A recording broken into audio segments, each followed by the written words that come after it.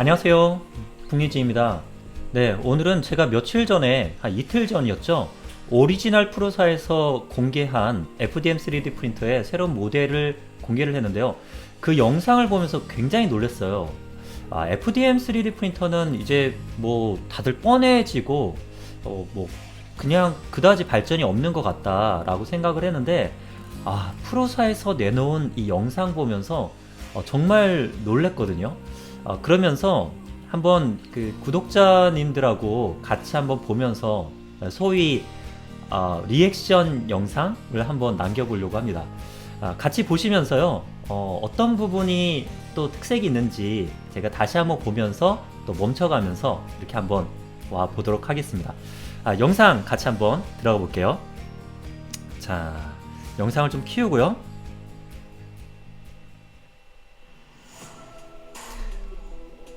네, 시작부터 뭔가 다르죠? 네. 이름은 프로사 XL이라는 이름입니다.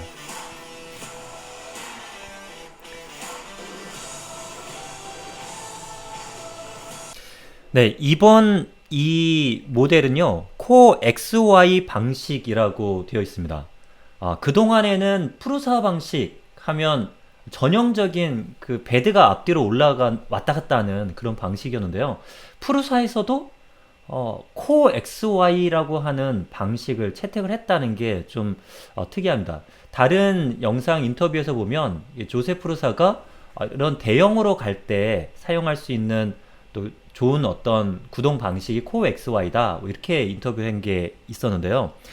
어, 대형 크게 지금 이 사이즈가 한 350mm로 알고 있거든요. 이 사이즈를 위해서 프루사가 코어 XY, 전형적인 프루사 방식이라고 하는 프루사 타입을 버리고 코어 XY로 왔다는 게 조금 특이한 점이기도 합니다.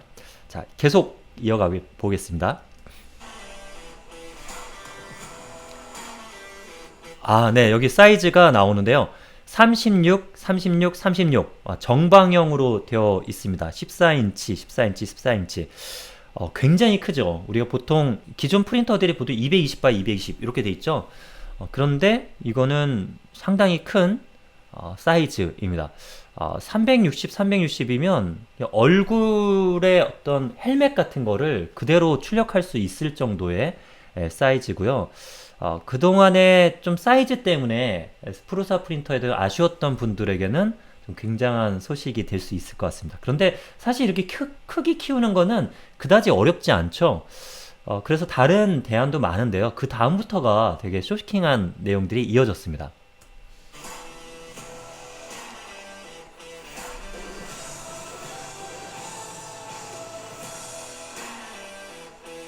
네, 여기 Fully Automatic First Layer Calibration 이라고 되어 있는데요.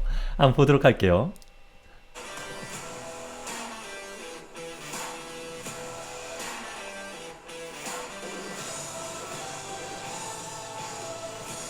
네, 지금 보시면 보통 요즘 우리가 얘기할 때 오토 레벨링 센서 달려있는 거 많이 보이시잖아요.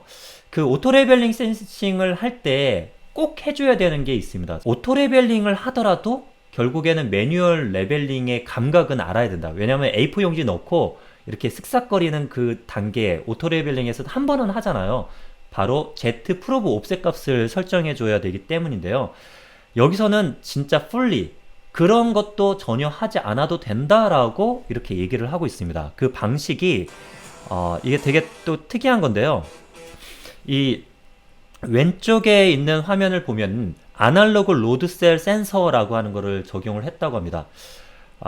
이 기존에 사용했던 거는 디지털이죠. 온과 오프, 얘가 붙었나 떨어졌나를 측정을 해서 이 레벨링을 갖다가 센싱을 하는 방식이었다면 아날로그 방식이라는 게 좀 특이합니다. 그래서 이 로드가 됐을 때 얼만큼 로드 됐는지를 보는데 이 방식이 노즐이 표면에 있는 베드를 갖다가 누르는 것을 통해서 이 센싱을 한다고 합니다.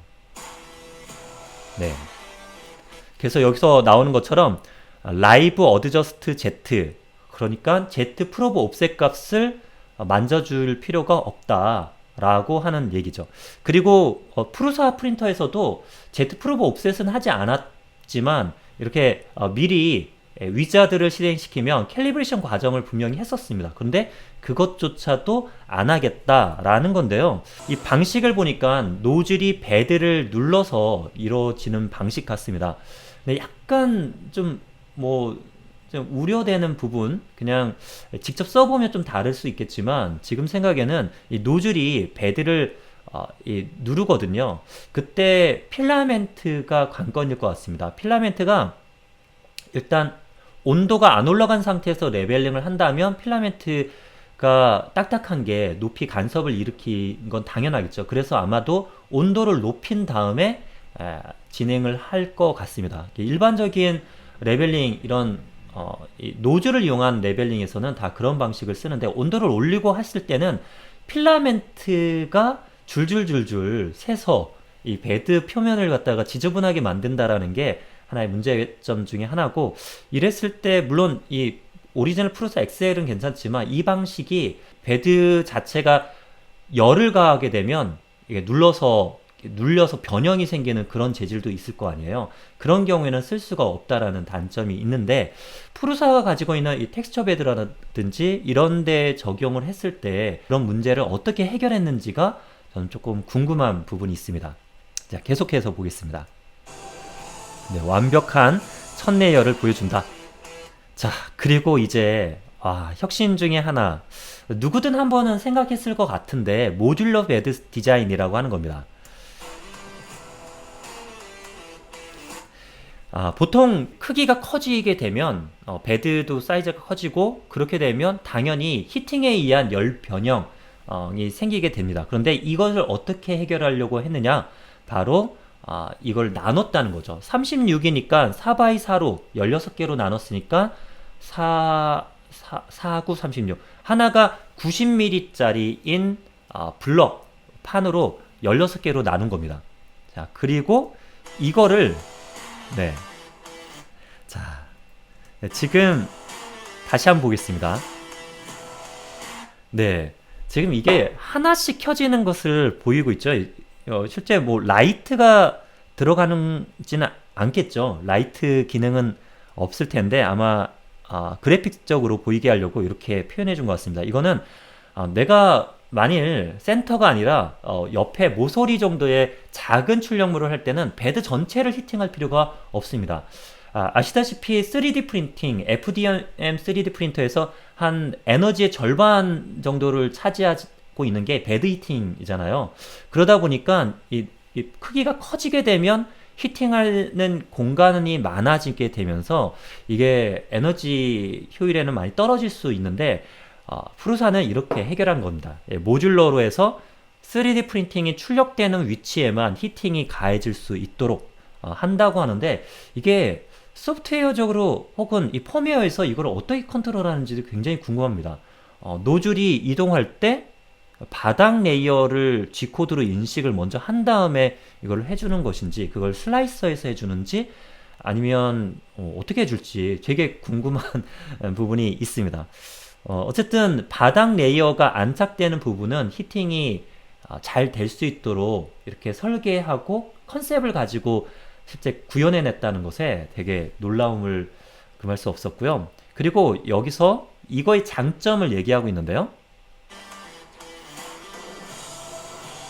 네, 자, 익스펜션 조인트 프리벤션 워핑이라고 해서, 우리가 철길에 보면 철도선이 구부러지지 말라고 철길들이 서로 살짝 사이가 떨어져 있죠. 그래서 겨울철에는 많이 간격이 떨어져 있지만 여름철에 이 철 레일이 팽창하게 되면 얘가 팽창함으로 인해서 얘가 이렇게 좀 서로 간격이 가까워지더라도 얘가 힘을 받아서 구부러지지 않도록 떨어뜨려 놨는데, 이 떨어뜨려 놓은 것처럼 베드 부분을 그렇게 만들었다는 것 같습니다.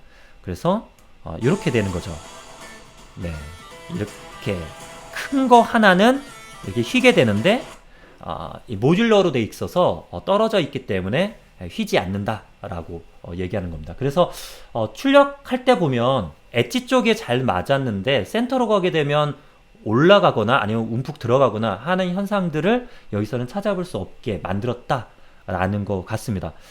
그러면서도 상판에는 이렇게 마그네틱 시트를 얹었을 때는 중간에 틈 같은 건 없으니까 그렇게 네, 평탄도도 유지하면서 했다는 거죠. 네, 엄청 크죠?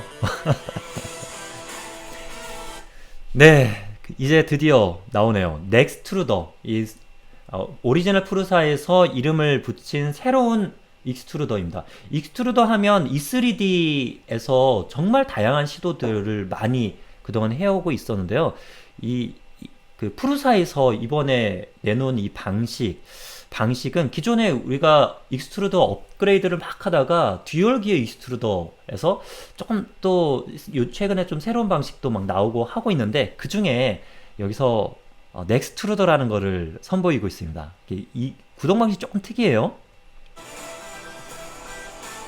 네. 제로 백래시 사이클로이달 기어박스 20대 1 비율로 움직이는 사이클로이달 기어박스라고 하는 방식을 썼다고 하는데요. 옆에서 보면 이런 모양이라고 합니다. 앞에서 보면 움직임이 조금 이상하지 않나요? 네, 되게 특이하게 이렇게 움직여가고 있습니다. 이렇게 약간 뭐랄까요? 그 드럼형 세탁기 앞에서 보고 있는 듯한 느낌도 들고요.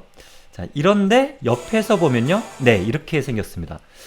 노 슬립이 없다. 라지 다이어메타 드라이브 기어 이렇게 되어 있는데 보통 우리가 익스트루더에 기어하면 양쪽의 베어링과 또 이 기어가 맞닿아서 이렇게 돌리는 방식이잖아요. 듀얼 기어 같은 경우는 양쪽이 다 기어 이빨로 해서 이렇게 맞닿아서 하는데 그러다 보면 필라멘트 하나가 그 사이에 이 원에 접하는 면에 닿아서 마찰력에 의해서 이렇게 딱 끼어갖고 밀어내는데 이거는 한 점이 아니라 면으로 이 20대 1의 기어 굉장히 큰 게 양쪽의 베어링에 압력을 가해서 돌아가는 방식으로 만든 게 좀 특색이 있었습니다.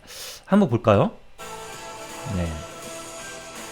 자, 넥스트루더 기어가 기존의 기어보다 굉장히 크다. 그래서 필라멘트 자체가 닿는 영역, 레인지가 굉장히 넓다라고 하는 것을 강점으로 가졌고요.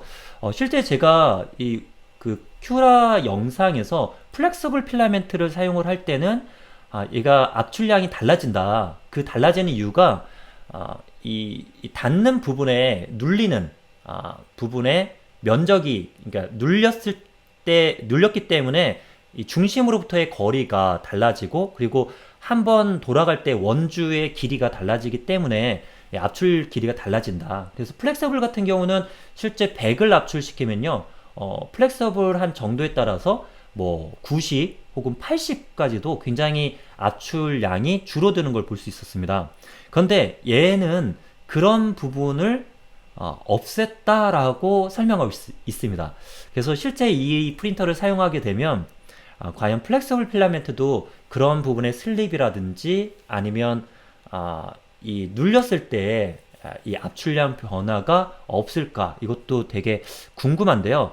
많이 줄을 것 같습니다. 왜냐하면 이게 그 중심으로부터 떨어져 있는 거리가 길어지다 보니까 얘가 변화가 됐을 때의 그 어떤 출렁거림이 좁았을 때 같은 양이 바뀔 때와 좀 다르게 크게 많이 변하지 않지 않을까라는 생각이 들어서 만약에 넥스트루더를 사용하게 되면 이 TPU라든지 뭐 TPE라든지 플렉서블한 재질을 사용할 때 굳이 압출량, 공급량, 플로우를 바꾸지 않아도 될 수 있겠다라는 생각이 듭니다. 이런 어떤 시도들도 굉장히 좋다고 생각이 되고요. 네, 그리고 노즐 잼 디텍션이라고 하는데 이 로드셀 센서가 이게 출력할 때 압력을 갖다가 아날로그적으로 함으로써 이 적당한 그 레벨을 맞춰주는 그 역할만 하는 게 아니라 잼 디텍션, 그러니까 뭔가 막혔거나 끼었거나 하는 부분도 디텍한다고 합니다. 이 방법은 모르겠어요. 그런데 이게 잼이 됐다라고 하면 뭐 원활하게 얘가 흘러가지 않고 위에서 필라멘트가 굉장히 강한 압력으로 줘야 되기 때문에 여기에 있는 센서가 아날로그적으로 이렇게 뭔가 신호를 보내는 것 같습니다. 지금 그래프 상으로 보면 정상적으로 가다 갑자기 빨간색으로 치솟는 이 부분이 있는데 이게 그렇게 센싱이 됐을 때를 보여주는 모습인 것 같아요. 그리고 이런 모듈 자체가 굉장히 복잡한 형태여서 나중에 이걸 AS, 그러니까 뭐 리페어 할 때 굉장히 힘든 거 아닌가라고 생각이 됐는데 이거 보고 깜짝 놀랐죠.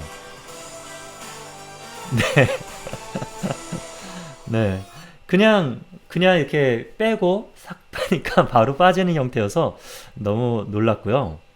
네. 그리고 additional thermistor in the heat break라고 했습니다. 뭐 추가적인 온도 센서가 있다고 하는데 히트 브레이크 내에 히트 브레이크라고 하면 흔히 말해서 노즐 목에 해당하죠. 우리 핫 엔드와 콜드 엔드를 나누는 그 연결 부분을 갖다 히트 브레이크라고 하는데 열이 위에 콜드 엔드 쪽으로 올라가지 못하게 브레이크를 시켜주는 역할을 해야 되는데 실제로는 제대로 어떻게 쿨링이 되고 있는지 이런 것들 정보를 전혀 모르잖아요. 그런데 그 부분에 서미스터, 온도 센서를 심었다라고 하는 걸로 볼 수 있습니다. 그래서 히트 크립, 에디드 세이프티, 안전을 위한 뭔가 열을 갖다 감지할 수 있도록 했다고 하는데 요거는 좀 궁금합니다. 네, 볼까요? 그리고 파워풀 쿨링 팬 with RPM 모니터링. 그래서 쿨링 팬이 얼마의 RPM으로 돌아가는지를 갖다가 기억을 하고 있다가 나중에 이게 변했을 때 어떤 모니터링 정보가 띄워주는 거겠죠.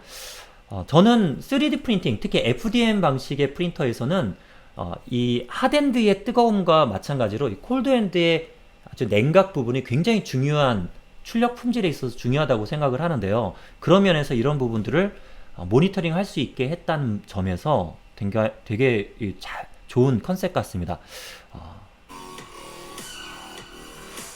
그리고 이지 메인테넌스, 커넥터 브레이크 아웃 보드 이 부분도 이번에 좀 새롭게 바뀐 부분 중에 하나인 것 같아요. 우리가 오리지널 프루사의 MK3 시리즈를 보면 이 헤드 뭉치에서 나온 선이 그대로 보드까지 다 가야만 했었는데요. 이제는 이런 모듈 방식으로 해서 되어 있기 때문에 여기다가 그냥 꽂고 빼고 하는 방식으로 파츠 교체가 간편해질 것 같습니다. 그런 만큼 여기에다가 새로운 보드가 장착이 되었는데요. 앞으로 이런 방식이 물론 뭐 프루사에서 이런 방식을 처음으로 시도한 건 아니고 우리가 뭐 크렐리티나 엔더 시리즈 중에도 이런 방식이 있죠. 프루사가 만들었으니까 왠지 더 잘 만들었을 것 같은 그런 생각이 듭니다. 그래서 이 조립을 하거나 할 때도 굉장히 간편하게 할 수 있을 것 같고 이 헤드 쪽 다이렉트 직결 방식의 헤드로 가는 선은 이쪽에 있는 위에 있는 요 선 하나를 그냥 통째로 딱 꼽아만 주면 될 수 있을 것 같습니다. 실제로 이거 선 정리하는데도 상당히 조립할 때 제가 오래 걸렸던 기억이 나거든요. 네, 이어가 보겠습니다. 네, 그리고 32비트 보드가 드디어 이 큰 프린터에서도 등장을 했습니다. 기존에 사용하고 있는 람보 보드, 람보 맞죠? 아인시 람보라고 하는 이 보드는 MK3S 플러스까지 나왔지만 8비트 보드였다고 합니다. 네, 놀랍죠? 분명히 TMC 모터 드라이버도 있고 한데 8비트 보드로 그동안에 그 정도의 퍼포먼스를 내고 있었는데 이제 대세에 따라서 32비트로 보드가 바뀌었다고 하고요. 보드 형태가 조금 특이합니다. 마치 PC에 있는 슬롯에 이 카드를 꽂듯이 그런 방식으로 지금 되어 있고요. 이 방식으로 꽂아서 연결을 해주고 나중에 어느 부분이 뭔가 업그레이드를 하거나 할 때 그것만 빼서 업그레이드 할 수 있는 그런 게 아닐까 뭐 이런 기대가 되고 하네요. 네, 이어가 보도록 하겠습니다. 자, 그리고 칼라 LCD 스크린 이거는 프루사 미니부터 이런 방식이 적용이 됐었죠. 네, 터치가 될지는 모르겠네요. 프루사 미니에 있는 거는 칼라지만 터치는 안 됐었거든요. 여기 터치 얘기가 없는 거 보니까 이것도 다이얼로 돌려서 하는 방식일 것 같습니다. 네, 원 퀵 프린팅. 지금 지금 오른쪽에 그냥 꽂고 있는 게 USB 같거든요. 다시 한번 볼까요? 네. 네, USB를 꽂고 있습니다.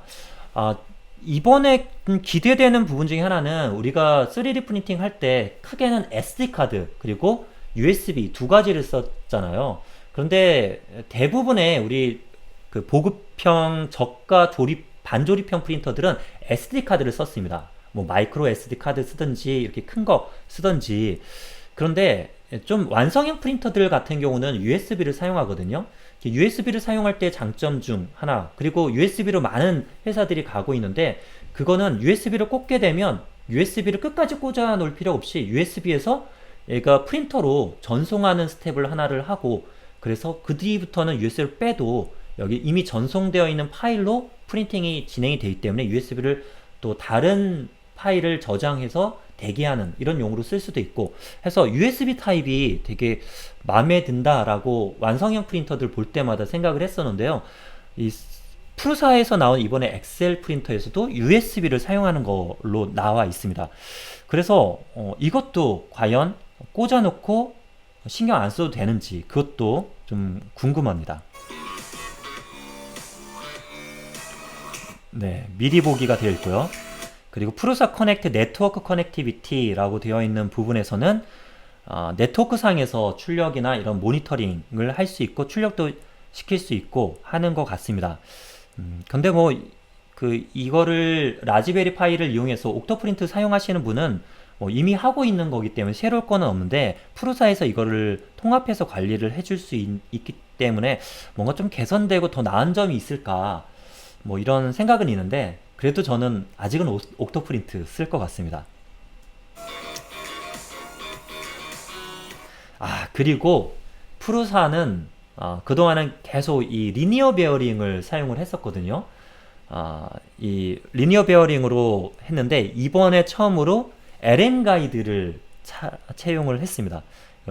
코엑스Y 방식이어서 그렇고 근데 요즘 LN 가이드로 하는 프린터들이 많이 나오고 있죠. 뭐 킹룬이라는 아주 저가 프린터에도 적용이 되고 있고요. 뭐 사파이어 플러스라든 이런 좀 약간 인기 있는 모델들 같은 경우도 LN 가이드라고 하는 것이 브랜드에 굉장히 큰 걸 차지하고 있는 것 같습니다. 그래서 최근에 뭐 리뷰 요청들이 왔을 때 저는 LN 가이드가 아니기 때문에 거절을 했던 경우도 있습니다. 왜냐면 시대의 흐름이 이제는 LM 정도는 채용을 해줘야지 사람들이 이거 괜찮네 라고 인식하는 프린터가 되지 않았을까 싶어서인데 사실 LM이라고 꼭 가야 될 이유는 없을 것 같아요. LM 가이드가 확실히 좋긴 하지만 기존의 FDM 방식의 출력 뭐 정밀도나 이런 것들을 생각해 보면 뭐 LM은 약간 오버스펙이지 않을까 뭐 이런 생각도 합니다만 그래도 LM을 했다는 게 좋죠. 가격만 너무 높아지지 않는다면 좋겠습니다. 하이 퀄리티 리니어 레일 사용했고요. 네. 필라멘트 센서를 탑재한 수풀 홀더를 했다. 근데 기존에도 이 다이렉트 노즐 이 방식 다이렉트 방식이잖아요. 그 위에 필라멘트 센서가 있었는데 수풀 홀더에 센서를 장착했다는 게 뭔가 조금 특이하긴 합니다. 이게 혹시라도 그 프루사먼트가 아닌 필라멘트는 사용하지 못하게 만드는 건 아닌가 뭐 이런 살짝의 우려가 있는데 왜 홀더에다가 센서를 했을까 좀 그런 의문도 남습니다만 네 그렇게 했다네요. 네, 제가 너무 의심이 많나요? 네 그리고 파워 로스 리커버리 이거는 엔더라든지 크렐리티 제품의 기본으로 많이 돼 있고 그리고 마릴린 펌웨어에서도 있는 거죠. 그래서 기대는 별로 하지 않습니다. 왜냐하면 파워로스 리커버리로 그 출력 결과물이 제대로 리커버리 된 거를 못 봤었기 때문이 그런데 프루사가 했다 그러면 뭐가 좀 다를까 하는 조금 일말의 좀 희망은 가져봅니다. 네. 그리고 스마트 RGB 라이트 별거 아니고요. 그리고 프루사 슬라이서 프로파일을 아주 제대로 튜닝을 해놨기 때문에 그냥 갖다 쓰기만 하면 된다라는 걸로 이해가 됩니다.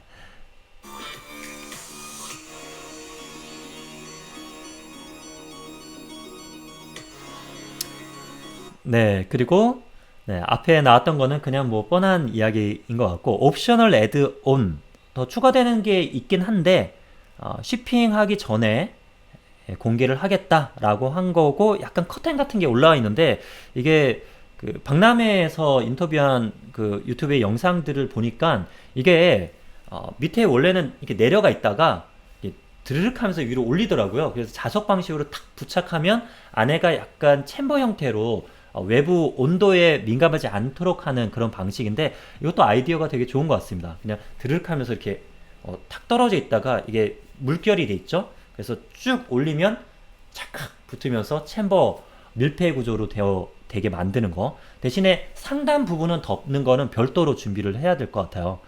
그럼에도 불구하고 이런 아이디어들 되게 괜찮고요.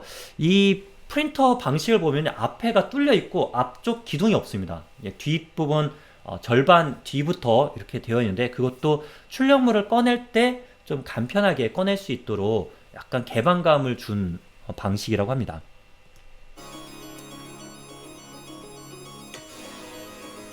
자, 그리고 엑셀을 프리오더를 할 때는 일단 200불을 디포짓을 해 놔야 된다고 하네요. 네, 200불 우리 돈으로 한 20만 원 좀 넘죠. 한 25만 원 가량을 디포짓을 해 놓으면 나중에 안 산다 하더라도 다시 돌려주기는 한답니다. 하지만 먼저 이 배송을 받고자 하는 사람들을 위해서 미리 200불을 디포짓 해라 라고 하는 내용이 있습니다. 네, 신청자가 많아서 아마 미리 줄을 번호표 뽑으세요 하는 번호표 뽑는 비용이 아닐까도 싶은데요. 내년 2분기 넘어서 아마 배송이 된다는 얘기를 들은 것 같아요. 네, 그 중에서도 먼저 이렇게 디포짓을 해놓은 사람이 빨리 받을 수 있는 권한이 있지 않을까 싶은데 최근에 이 영상이 나오고 바로 신청을 하신 분들도 계시더라고요. 그분들은 언제 이걸 배송을 받을지도 궁금합니다. 원몰싱이라고 하는 거는 이 스티브 잡스가 굉장히 잘 써먹는 애플의 하나의 어떤 아이콘 같은 내용이죠. 이 원몰싱 한 개 더 남았다라는 건데 자, 이게 뭘까 하고 딱 봤는데요. 이겁니다. 야, 자 여기 와 지금 이거 보셨죠? 툴 체인저를 지금 만들어 놨습니다. 이 툴 체인저는 5가지 색깔까지 가능한데요. 와, 야, 이게 좀 심장이 둥둥 뜁니다. 과연 네. 자, 익스펜더 엑셀은 5개의 툴 헤드, 툴 체인징이 가능하다라는 겁니다.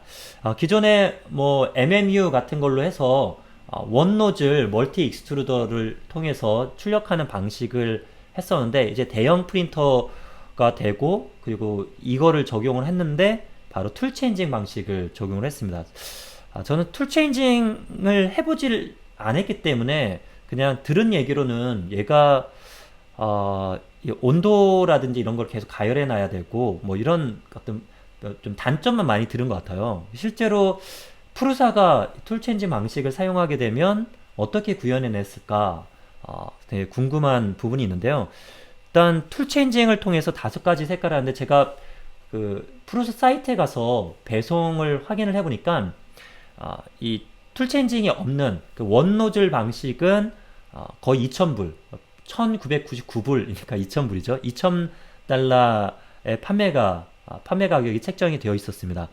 그리고 툴 체인징이 2개가 되는 거는 2,500불, 2,499불 뭐 이렇게 되어 있고요. 그리고 5 컬러가 되어 있는 거는 3,500불, 3,499불 이렇게 가격이 책정이 되어 있었습니다. 어떤 사람은 이렇게 얘기하시더라고요. 일단은 하나만 사서 나중에 4개는 대륙이 알아서 잘 해줄 거다.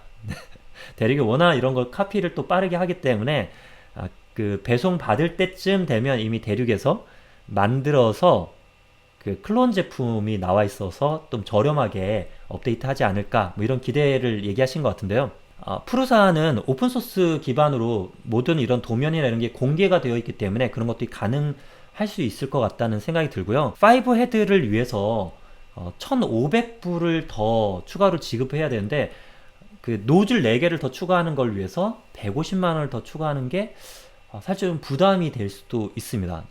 실제적으로 부담이 되죠. 그래서 노즐 하나 추가하는데 한 20만 원 정도에서 46에 24, 20만 원, 248, 80만 원 정도 한 절반 정도 하면 좀 괜찮겠다 이런 생각은 저는 하고 있습니다. 근데 3,500불 하는 비용을 보면서 좀 접근하기 좀 어렵다라는 생각도 개인적으로 드는데 우리 아내님의 허락이 있기 전에 먼저 지르고 용서를 받는 게 더 좋다고 하죠. 네, 그거를 써볼까라는 생각도 있습니다. 자, 진짜 멋있어요.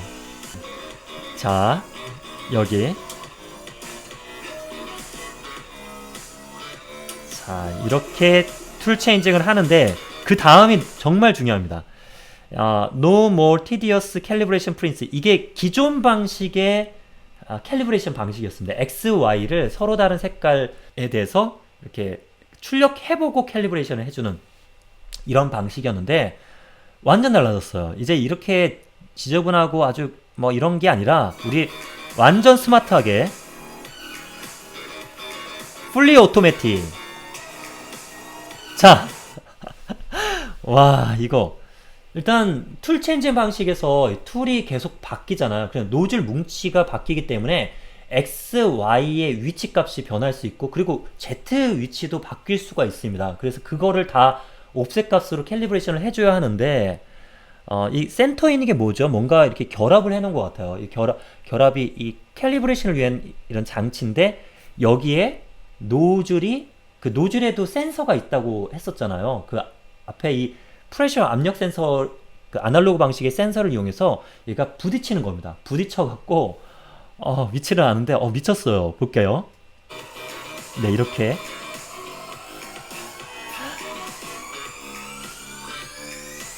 자, 이렇게 사방으로 노즐을 딱딱딱딱 부딪히고 나서 보면 서로의 위치가 지금 블록 튀어나와 있는 위치가 서로 다르게 되잖아요. 그러면 그거 센터 값이 있을 텐데 센터 값을 가지고 위치를 이동을 하면 정확하게 원이 맞겠죠. 이렇게 캘리브레이션을 한다고 합니다. 와, 그러면 매뉴얼로 출력해보고 눈금 따져갖고 몇 미리 더 가야 되고 이런 고생을 할 필요가 없는 거예요. 정확하게 맞을 수 있는 이런 뭔가 팬시한 방법을 사용했다는 게 놀랍습니다.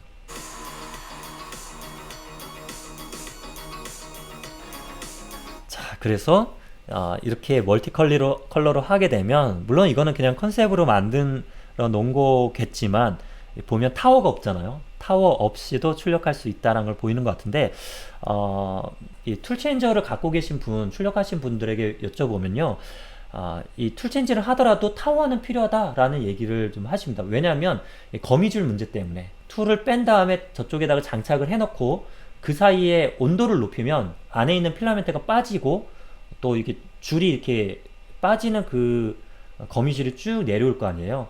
그것과 그리고 내려간 만큼의 비어있는 부분들을 또 채우기 위해서라도 이런 출력, 타워 출력은 필요하다 이런 얘기를 하시더라고요. 근데 이거는 어떨까 또 궁금해지네요. 네, 그래서 머티리얼과 워터 솔러블 그냥 PVA라고 하는 이런 필라멘트도 같이 함께 사용할 수 있다라는 거를 보여주고 있습니다. 이야, 진짜 멋집니다. 그리고 프루사 사이트로 들어가서 확인해봐라. 그리고 shipping은 2022년 Q2, Q3라고 하는 거는 쿼터죠. 2분기, 3분기 때 shipping이 이제 시작된다라고 합니다. 거의 한 4개월 이상을 가장 처음 받는 사람 4개월 이상을 기다려야 되는 상황인데 와, 이거를 벌써부터 지금 난리가 났습니다. 네. 자, 여기까지인 것 같습니다. 와, 프루사 XL 그 명칭을 잘 모르겠는데 여튼 이거는 정말 와, 이번에 작정하고 만든 것 같습니다. 일단 대형 좀 프루사가 가장 큰 사이즈가 MK3S 플러스 제품 250에 210 사이즈여서 좀 작다 생각이 되는 분들에게는 이 360이나 되는 큰 덩치 큰 거를 출력하는 사람들에게 프루사 제품의 좀 매력에 빠졌던 분들에게는 그 사이즈 때문에라도 도움이 될 것 같고요. 그리고 뭐 라이트라든지 뭐 네트워크 이런 거는 뭐 그동안에도 했었으니까 그거보다 이 센싱 자체가 제트 옵셋 같은 거 필요 없이 했다는 거, 그리고 베드 자체를 분리형으로 해갖고 워핑 같은 게 없도록 했다는 것도 굉장히 매력적이게 다가왔습니다. 코어 XY 방식을 차용했다는 것도 이제 더 이상 프루사 타입이라고 우리가 맨델 방식을 그렇게 불렀잖아요. 그런데 그렇게 할 수 없도록 이제는 프루사만의 다양한 기술들을 넣어서 또 이렇게 만들어 가고 있는 모습, 그리고 사이클로이덜 이 무브먼트로 해서 돌아가는 이 익스트루더도 굉장히 특이했던 것 같습니다. 자, 여러분들 어떻게 보셨습니까? 지르고 싶으십니까? 네, 마음은 그런데 허락해 주시는 분을 기다려야 되기 때문에 쉽지는 않네요. 이렇게 한번 새롭게 나온 기술, 새로운 프린터에 대한 것도 한번 같이 봐봤습니다. 제가 했던 얘기 중에서 제가 몰랐던 부분들, 또 놓쳤던 부분들이 있으면 아래 댓글로 남겨주시면 감사하겠습니다. 다음에 또 좋은 유익한 내용으로 한번 찾아뵙게 되길 바라겠고요. 오늘 영상 시청 감사합니다. 다음에 뵙겠습니다.